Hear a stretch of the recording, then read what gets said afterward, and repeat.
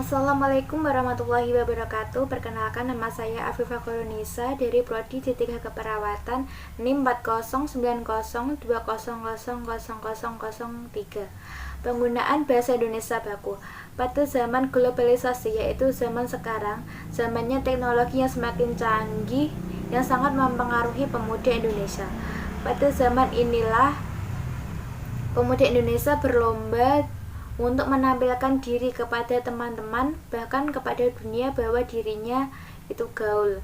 Maka dari itu timbullah kelakuan yang tidak teratur, gaya berpakaian yang ugal-ugalan, dan termasuk bahasa yang sudah sangat berubah, tidak sesuai dengan Kamus Besar Bahasa Indonesia. Bahasa Indonesia tumbuh dan berkembang dalam masyarakat multilateral. Oleh karena itu, bahasa Indonesia mempunyai banyak varian. Perbedaan varian di satu sisi dapat dijadikan sebagai ciri yang menunjukkan identitas suatu daerah. Di sisi lain merupakan perbedaan yang mengganggu interaksi sosial antar kelompok yang menggunakan bahasa Indonesia. Oleh karena itu, perlu diterapkan bahasa Indonesia yang baku yang mewakili setiap varian yang ada. Pada kaidahnya, bahasa Indonesia mempunyai dua ragam, yaitu bahasa Indonesia baku dan bahasa Indonesia tidak baku.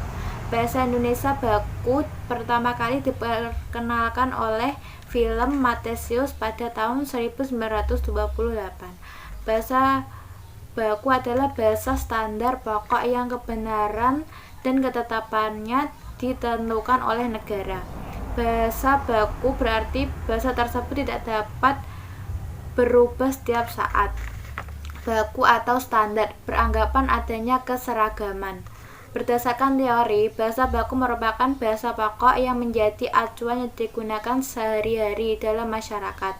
Bahasa baku mencakup pemakaian sehari-hari pada bahasa pengucapan maupun bahasa lisan.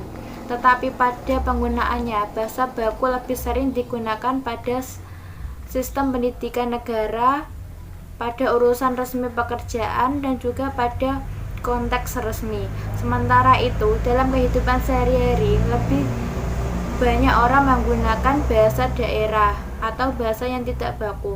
Berdasarkan pengertian di atas, bahasa baku adalah bahasa standar yang benar dan digunakan oleh masyarakat pada suatu negara.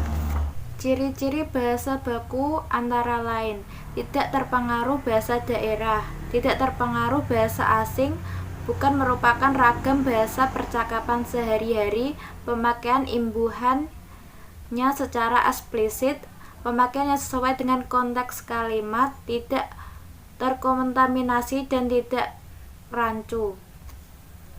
Bahasa Indonesia baku pada umumnya sesuai dengan pola SPOK dan biasanya dipelajari di sekolah dan digunakan pada lingkungan dan keadaan yang resmi. Sekian yang dapat saya sampaikan. Wassalamualaikum warahmatullahi wabarakatuh.